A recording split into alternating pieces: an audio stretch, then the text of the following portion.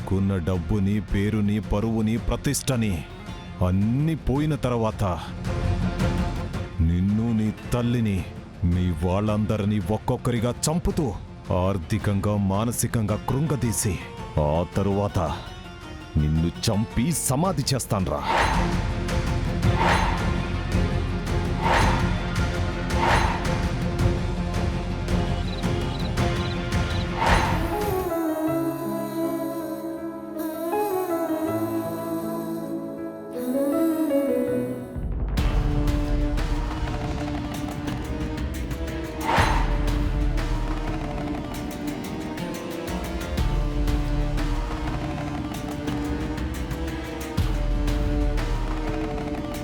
కోర్టులో నీ మీద పెట్టిన కేసు నుంచి తప్పించుకున్నావు.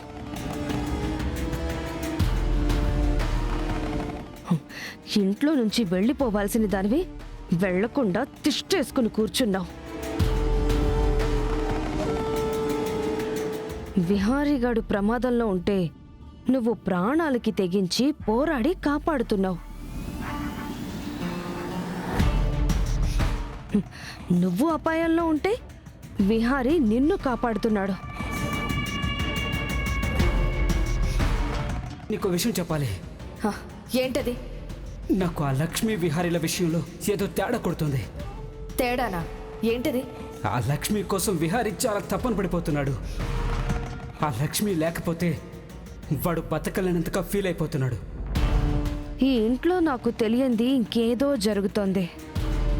అదేంటో తెలుసుకోవాలి.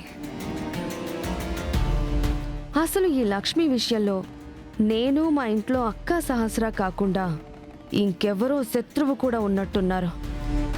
వాళ్ళెవరో ఏంటో తెలుసుకోవాలి. శత్రువుకి శత్రువు మిత్రుడవుతారంటారు కదా, అలాగైనా ఆ శత్రువులెవరో నాకు ఉపయోగపడచ్చు.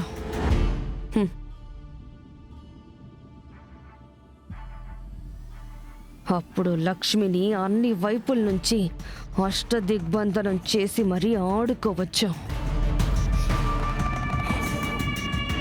చేస్తా. నీ పాలిట ఆ కొత్త శత్రువుని ఐడెంటిఫై చేస్తాను. నిన్ను 3 చెరువుల నీళ్లు తాగించి మరీ తరిమేస్తాను.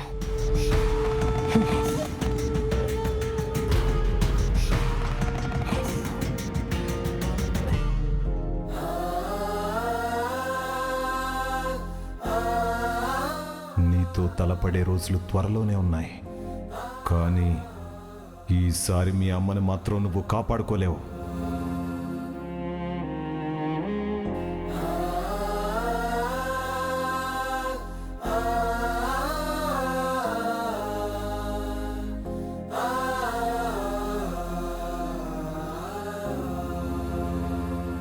సంతకం పెడతావా? దాన్ని బయటికి గెంటేమంటావా? చెప్పు.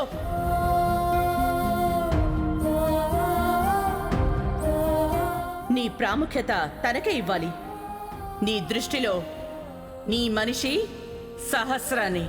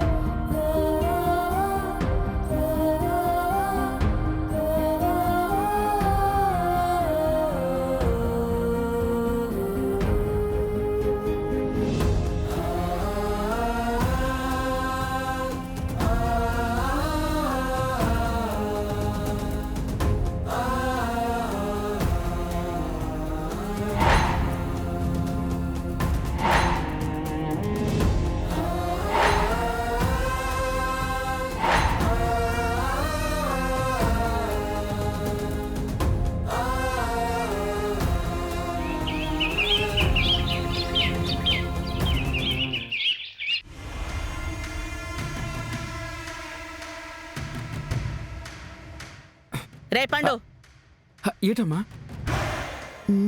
నీ చిట్టి చెల్లెలు ఆ లక్ష్మి ఇదిరా. లక్ష్మమ్మకి ఒంట్లో బాగోలేదని పడుకుందమ్మా. పడుకుందా?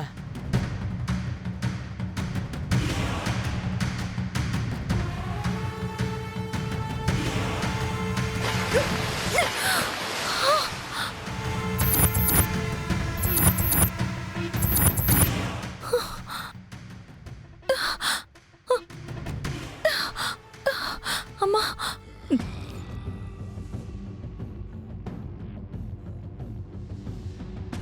ఏంటే, నిన్ను ఇంట్లో ఉండనిచ్చానని చక్కగా మహారాణిలా ఫీల్ అవుతూ ఏ పనులు చేయకుండా రెస్ట్ తీసుకుంటున్నావా? కొంచెం ఒంట్లో బాగాలేక పడుకున్నానమ్మా. ఈ దొంగ నాటకాలకేం తక్కువ లేదులే. నువ్విక మీదట బయట ఆ పని ఈ పని అని వెళ్ళడానికి వీల్లేదు. ఇంట్లో పనులన్నీ నువ్వే చేయాలి. అలాగేనమ్మా.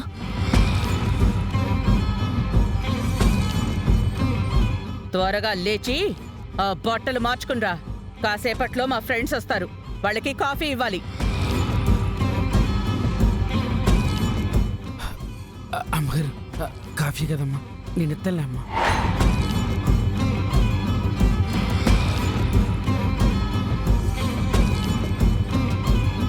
నీ పని నువ్వు చేయరా, దాని పని అది చేస్తుంది. ఏయ్ లేగో.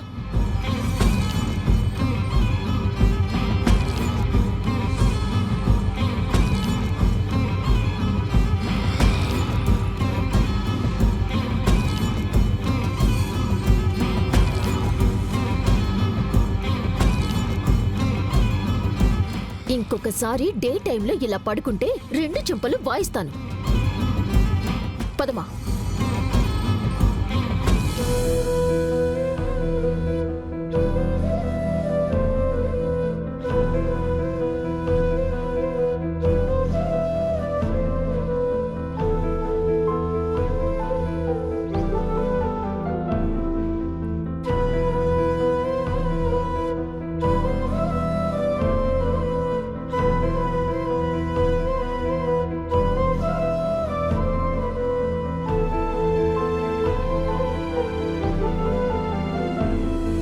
విహారీ, చెప్పండి మావయ్య.